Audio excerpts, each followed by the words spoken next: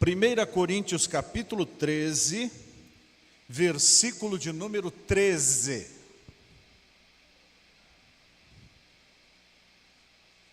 Assim diz a palavra de Deus: agora, pois, permanecem a fé, a esperança e o amor. Estes três. Porém, o maior destes é o amor. Vamos orar. Santo Pai, hora preciosa é esta, quando nós, no poder do Espírito Santo e em nome de Jesus, te prestamos culto. Como é bom estar em tua presença. Assim como tens nos falado até agora, continua a nos falar pela meditação no texto inspirado das Escrituras Sagradas. Eu te agradeço, em nome de Jesus, amém. Cada um de nós, quando nasce, ganha de presente de Deus uma ampulheta, um cronômetro, um relógio, nos doando um tempo de vida. Nós não escolhemos este relógio. Nós não escolhemos a ampulheta que tenha mais areia para cair ou menos areia para cair. Deus escolhe para nós. Alguns recebem um tempo muito curto. Alguns sequer conseguem nascer. Alguns, depois do nascimento, vivem muito pouco tempo. Outros, contudo, já crescem, tornam-se crianças, adolescentes, jovens, e desenvolvem a sua existência, alguns com mais tempo do que outros. Mas a verdade é que a ampulheta que ganhamos no dia do nosso nascimento, ou até antes, no dia da nossa concepção, ela está correndo, ela não para. E o dia em que ela parar, o dia em que a areia parar de cair, o dia em que o cronômetro chegar no seu limite, nós encerraremos o nosso tempo. O tempo é um patrimônio, é um presente que todos nós ganhamos e que temos que administrar com a máxima sabedoria. Mas a verdade é que muitos de nós não sabem administrar o patrimônio recebido. Perdemos o nosso tempo, gastamos o tempo naquilo que não edifica, que não traz a glória de Deus e que não faz ninguém feliz. Aliás, há pessoas que, conquanto respirem e biologicamente estejam vivas, não passam de espectros humanos, sendo verdadeiros mortos-vivos. Eles olham, comem, falam, andam, mas lá dentro do seu ser estão absurdamente falecidos. Nada mais agrada essas pessoas. Hoje, por exemplo, esta pessoa está chorando ontem que passou, esquecendo-se do hoje que ganhou.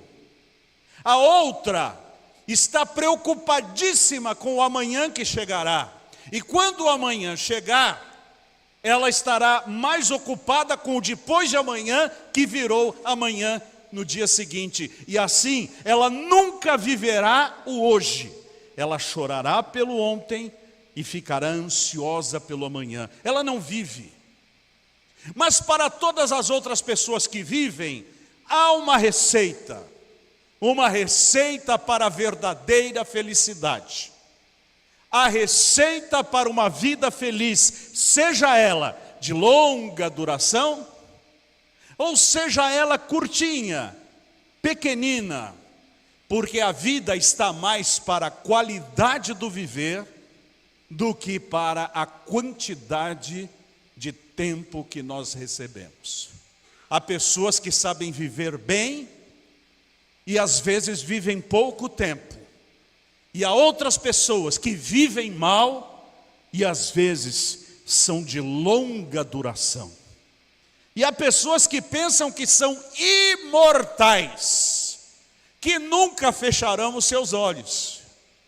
Se não me falha a memória, um dos fundadores da Academia Brasileira de Letras, Dr. Hipólito de Campos, maranhense, escreveu uma crônica onde ele dizia assim: 15 de novembro de 1889, o burburinho no Rio de Janeiro, e lá vai Deodoro, todo paramentado, com a sua farda, a sua barba branca, a sua espada a tiracolo, o seu cavalo escovado, e o povo abrindo as alas para que passe o grande general da República.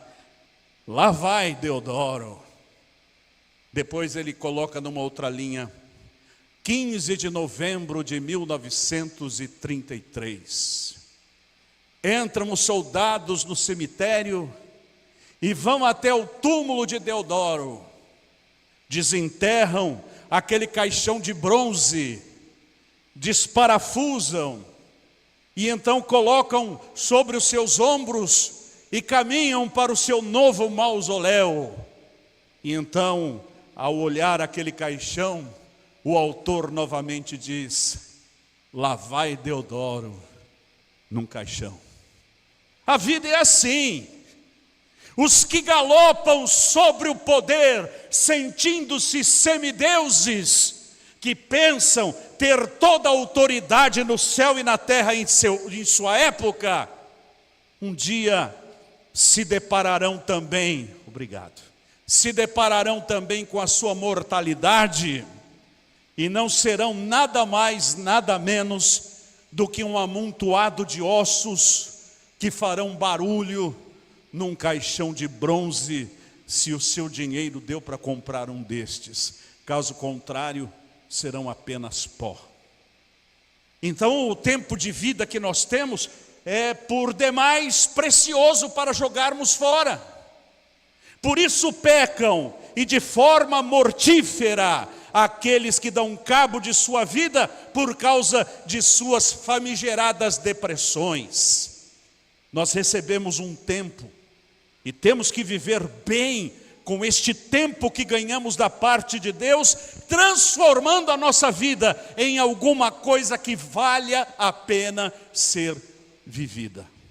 Porque hoje, meus irmãos, podemos estar à frente de um povo, sendo manchete em nossas redes sociais, queridos por todos, mas quando nós falecermos, pela primeira semana após o falecimento, aqueles que nos amavam vão falar de nós.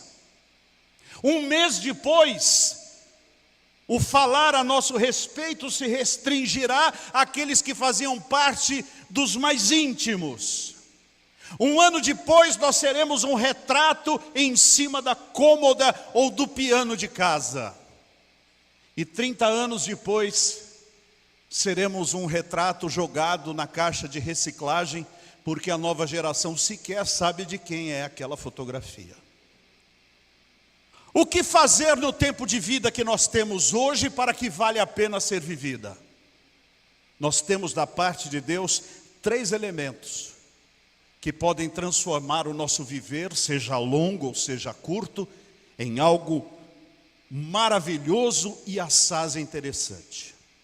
O texto que nós lemos fala de 3 coisas que, se misturadas no seu ponto de equilíbrio, trarão para nós a verdadeira felicidade. Quais sejam?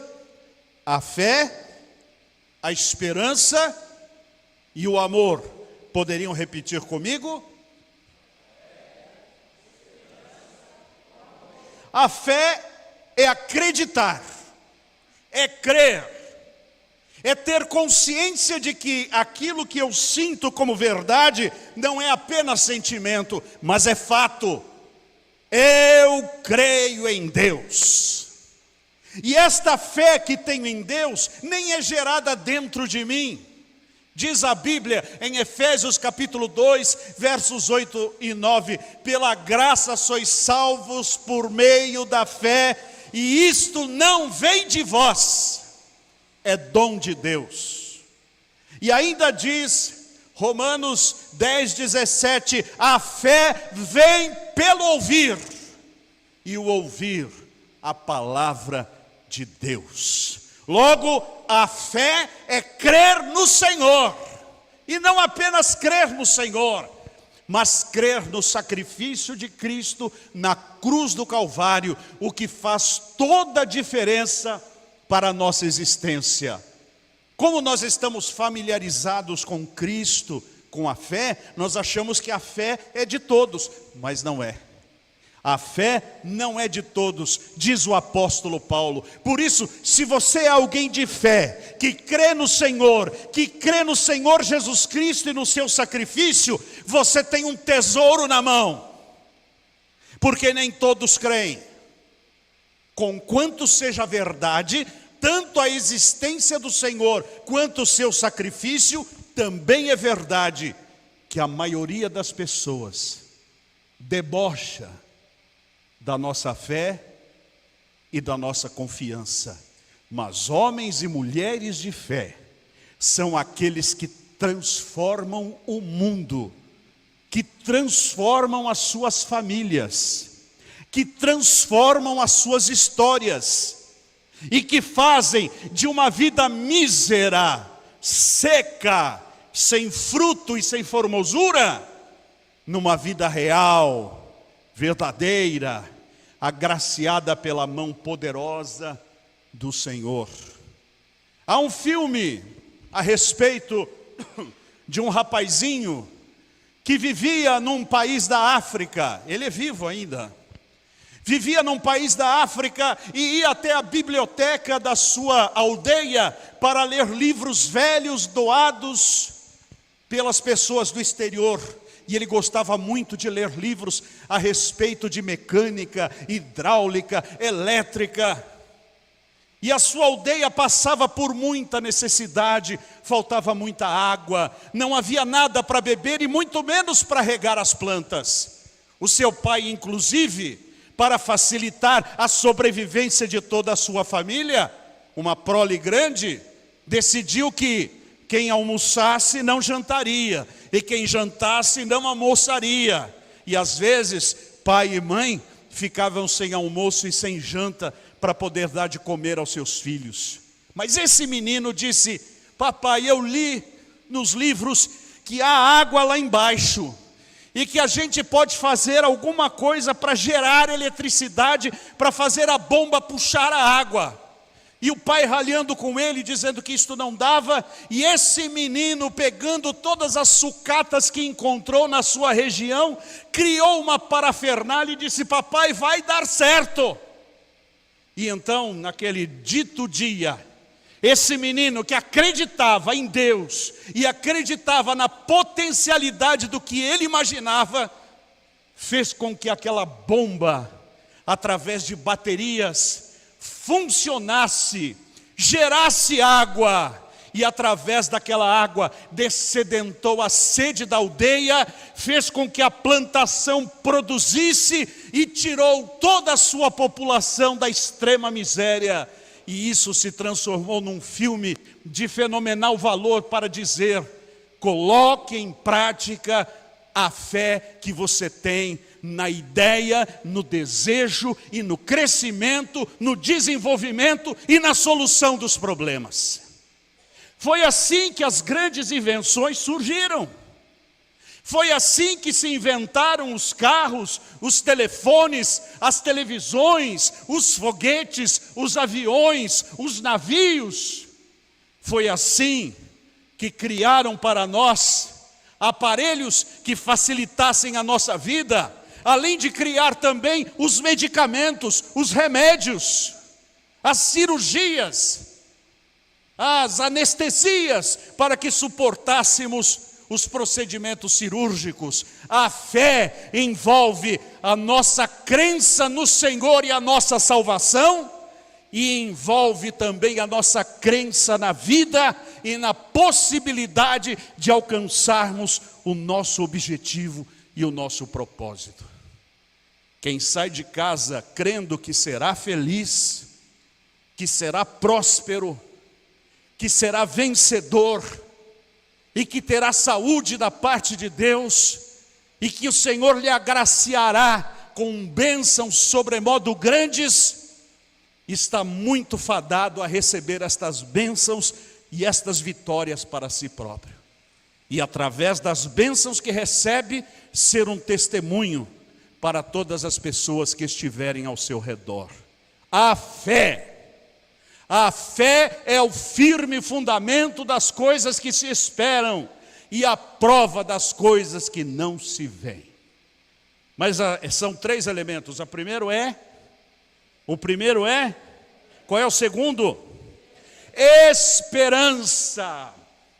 Esperança é algo que faz o ser humano continuar sobrevivendo. Tem uma mãe portuguesa de consideração, o nome dela, Maria Arlete Pereira de Abreu Bastos, amada do meu coração. Conheci esta querida irmã em 2005, quando, visitando a igreja evangélica batista de Coimbra, pregando no aniversário daquela GREI, o pastor Marcos Amazonas dos Santos me colocou na agenda da igreja que ele havia pastoreado a 70 quilômetros dali, na cidade de Oliveira do Hospital. E a mamãe Arlete tornou-se minha mãe do coração. Já esteve aqui no Brasil 2 vezes e eu estive também em sua casa. Elaine me acompanhou numa destas visitas. Arlete era uma mulher doente, extremamente enferma. E Portugal atravessava momentos difíceis, com pouco trabalho e muita fome. Arlete precisava de cirurgias. E o seu papai precisou pedir empréstimo para pessoas que depois das cirurgias feitas, vieram cobrar o seu pai. E não havia trabalho para pagar. Então seu pai, depois de reunir-se com sua mãe, decidiu vir para o Brasil, para poder trabalhar e com o dinheiro do seu trabalho, pagar a dívida e retornar para a sua cidade. Saiu de Portugal, veio para o Brasil, estabeleceu-se como relojoeiro na cidade do Rio de Janeiro. Foi para a igreja Igreja Batista do Rio de Janeiro e ali tornou-se membro e frequentador. E o dinheirinho ele foi juntando e daqui a pouco chega a carta de Portugal dizendo que Arlete estava mais doente e que precisava de mais dinheiro. E o dinheiro que ele juntou para pagar dívida serviu para cobrir dívida nova, e assim 1 ano, 2 anos, 3 anos, 4 anos, sem poder voltar para casa, sem comunicações, mas havia algo chamado esperança. Este homem ficou 30 anos no Brasil, 30 anos sustentando a família à distância, sem ter condições de ir para Portugal. Mas a esperança não acabou. A sua esposa o esperou por 30 anos. Certa de que o casamento para ela era até que a morte a separasse, ela aguardaria, ainda que tivesse que ser viúva. Mas 30 anos depois, com a graça e a misericórdia do Senhor, papai volta para Portugal para abraçar as suas filhas agora, adultas já caminhando para 30, 40 anos, a sua esposa já idosa como ele também, e o resto da sua vida ele teve o privilégio de passar por ali e ainda conhecer os seus netos. Ele teve esperança, a sua esposa teve esperança, a mamãe Arlete teve esperança de rever o seu pai e o reviu. ela teve a possibilidade de conviver outra vez. A esperança alimenta a alma. A esperança não deixa morrer. A esperança faz o trabalhador lutar até conseguir comprar a casa tão sonhada, o carro tão necessário, ou pagar a prestação do convênio médico tão indispensável.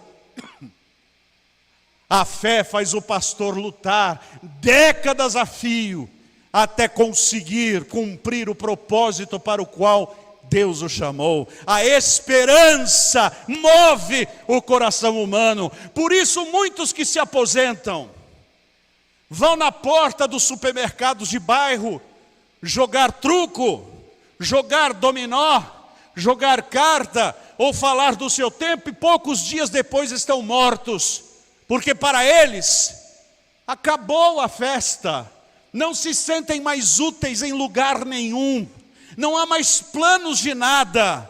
Por isso uma pessoa que tem a graça de ter esperança, ela nunca perde a sua motivação de viver, porque cumprida uma etapa, tem outra.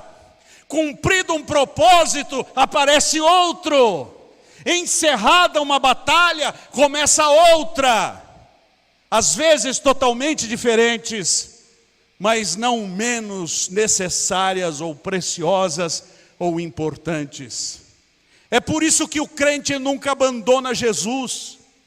Porque conquanto nós tenhamos certeza da nossa salvação, não por nós, mas pelo sacrifício perfeito de Cristo na cruz, nós ainda não recebemos esta salvação integral. Estamos salvos pela fé, fomos salvos no dia da nossa decisão e seremos salvos no dia da nossa ressurreição. E então teremos completa a nossa esperança concretizada quando junto de Deus estivermos como igreja triunfante. A esperança é um patrimônio. Não a desesperança, não o fracasso, não o andar cabisbaixo, não o olhar para o mundo, o ar perdido como se nada mais pudesse acontecer. Levanta o seu rosto, olha para Deus, olha para Cristo e ouça a sua voz. Este é o caminho, andai nele. Quais são os dois elementos que eu falei? Primeiro, qual é? Qual é o segundo? Qual é o terceiro? Ah, o amor. O amor. Na nossa língua só tem essa palavra. Amor vale para tanta coisa. Mas na língua grega existem pelo menos 3 palavras. Uma designa o amor entre um homem e uma mulher. O amor eros. O amor que atrai a ambos. E a corrupção desse amor gera outra palavra chamada porneia, que é obra da carne e é pecado. Não é esta palavra aqui contida. Há uma outra palavra que designa o amor de amizade, o amor de amigo, filéu, filos, de onde vem a nossa palavra filosofia e tantas outras. É um amor muito considerável, que nós consideramos as pessoas, mas até um determinado limite. O limite em que a minha amizade não vai me comprometer com as coisas que eu tenho. Eu sou teu amigo até que você não me comprometa mais do que eu posso dar para você, ou do que eu posso compartilhar para você. É uma amizade com reservas, é um amor com reservas. Não é esta palavra que está aqui. A palavra que está aqui é ágape. De onde vem a nossa palavra ágape, que era a festa do amor, que era o dia da ceia dos irmãos, que depois de se alimentarem, celebravam a ceia do Senhor. Ágape é um amor que está representado em João capítulo 3, verso 16. Vocês sabem o versículo? Porque Deus amou o mundo de tal maneira.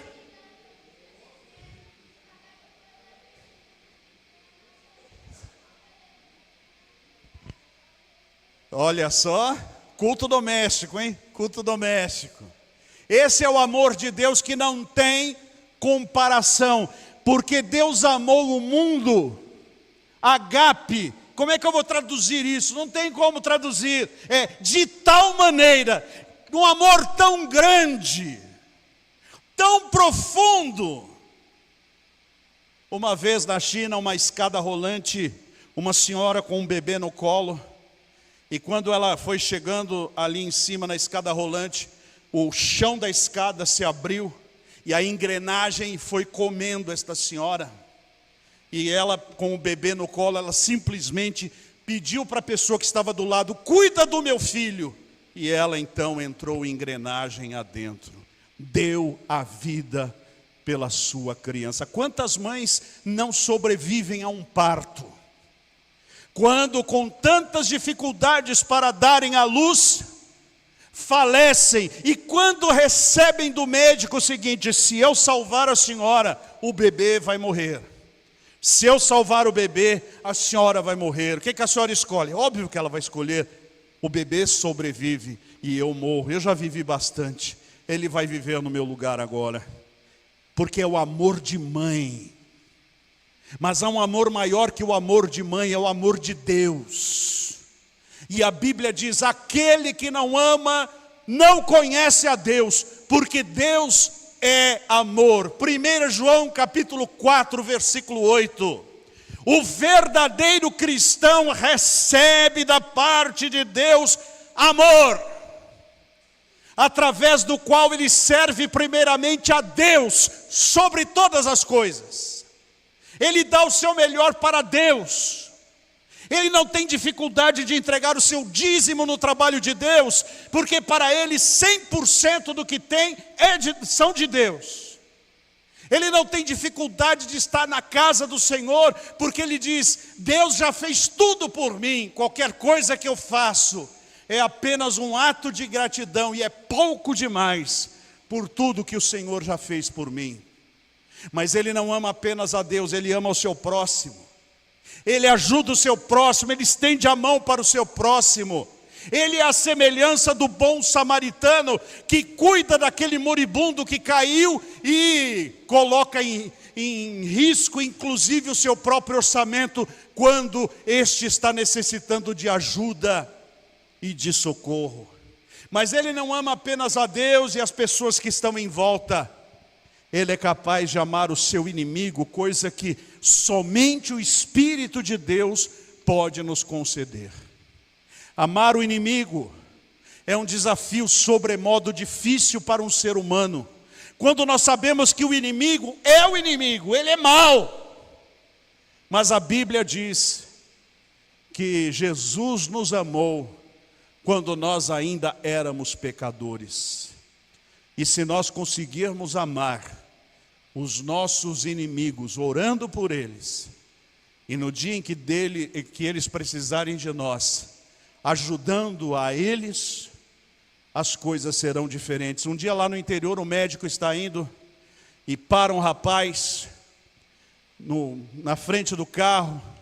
Ele desce, o rapaz lhe dá uma surra e o tira do carro, rasga a sua roupa e rouba o carro.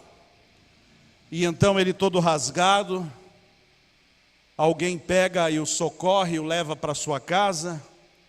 E daqui a pouco batem lá no seu consultório: doutor, tem uma pessoa morrendo aqui, o senhor pode ajudar? Posso. Quando ele vai, o que foi a pessoa que está? Ele estava com um carro, bateu o carro na árvore, está todo arrebentado. Quando ele vai ver quem era o ladrão que roubou o seu carro. Se não tivesse o amor de Deus, o que ele faria naquele momento? Agora você vai ver o que é bom para tosse. Eu não estou aqui, eu não sou mais médico. Agora eu sou o seu carrasco, eu vou matá-lo. Mas ele ali cuidou da ferida daquele ladrão. Como é possível? É o amor de Deus no coração de uma pessoa. Lá quando o ISIS, o Estado Islâmico, estava matando os cristãos, então naquela batalha entre cristãos e Estado Islâmico, pessoas ficavam jogadas no chão depois da batalha, Pessoas de ambos os lados, tanto os muçulmanos quanto os cristãos. E os poucos cristãos que restaram foram os únicos que foram até as estradas, os matagais, recolher aquelas pessoas, os que estavam mortos para a sepultura e os que estavam doentes para ajudá-los. Muitos daqueles muçulmanos, cuidados pelas mãos dos cristãos, a quem estes muçulmanos estavam matando, a que estes terroristas estavam matando, chegaram para os cristãos assim que a fala voltava, disse assim: mas cristão, eu não te entendo, você está cuidando de mim, e assim que eu estiver com saúde, eu vou me levantar e vou te esfaquear. Como você pode fazer isto? Ele disse: porque o meu mestre, o meu Senhor, o meu Salvador, me ensinou a amar os meus inimigos e orar por eles. Eu estou orando para que você não seja mais meu inimigo, mas ainda que for, você tem aqui o meu amparo, porque a sua natureza não muda a minha. Eu sou cristão, e não é por causa de você que eu deixarei de ser cristão. O meu Senhor me encheu do amor dele, e é por ele que eu estou aqui servindo a você.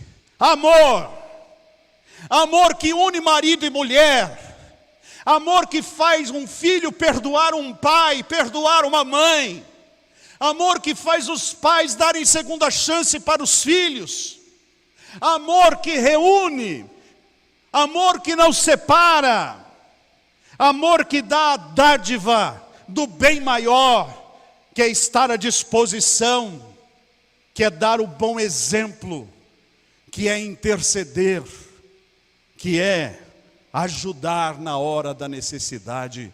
Quem tem amor tem vontade de viver. Quem tem amor tem vontade de continuar. O amor remoça, o amor renova, o amor faz de uma vida produtiva e cheia de fruto. Para terminar, lá na minha casa, a figueira foi cortada e ficou apenas um toco. Mas o mês de setembro é o mês em que ela acorda, ela desperta. E vários brotinhos estão ali, meio mirrados e tal. Mas se for como no ano passado, ao chegar o mês de outubro, esta figueira vai soltar tantos galhos, tantas folhas, tantas flores, e daqui a pouco ficará tão carregada de figos, que nós ficaremos deslumbrados. Como pode uma árvore cortada voltar à vida deste jeito? É o amor de Deus para uma de suas criaturas. E se você abrir o seu coração para o amor de Deus, mesmo que você seja uma árvore cortada, sem folhas e sem fruto, os galhos voltarão, as folhas reverdecerão, e também o fruto voltará a brotar nos seus galhos, e você será uma vida frutífera, porque o Senhor Jesus disse: eu vos escolhi e vos nomeei para que vades e deis fruto, e o vosso fruto permaneça. 3 elementos que podem transformar a nossa vida. Quais são eles? Fé, esperança e o amor. Que estes 3 elementos, com a graça de Deus, transformem a vida de todos nós. É o meu desejo em nome de Jesus. Amém. Deus abençoe.